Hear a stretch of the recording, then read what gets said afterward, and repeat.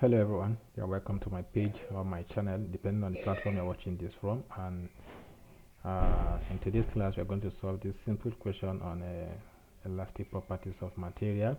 The question says a force of 0.8 Newton stretched an elastic spring by 2 centimeters. Find the elastic constant of the spring.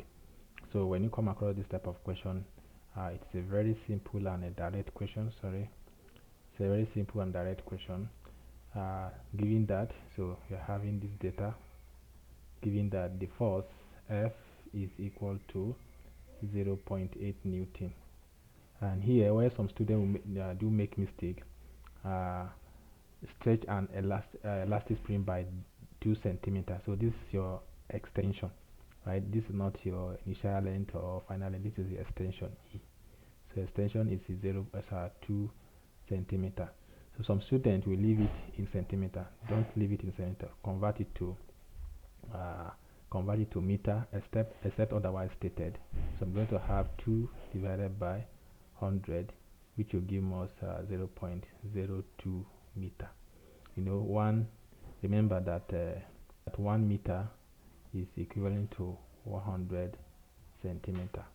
Is that correct? So for you to convert, if you are converting from 1 meter, from converting to meter to centimeter, what do?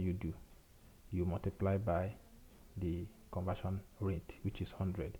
If you are converting from centimeter to meter, you divide it by what? By the said conversion rate. Please take note. So what are we looking for? We're looking for elastic constant, which is K. So that's what we're looking for. So recall, what is the relationship between force, elastic string, what is it, extension rather, and the elastic constant? You recall that F is equal to what? KE. F is equal to KE. From here you can decide to put your value directly, or you make K subject to the formula. If I want to make K subject to the formula, I will divide both sides by what? By E. This one by E. So that implies that what?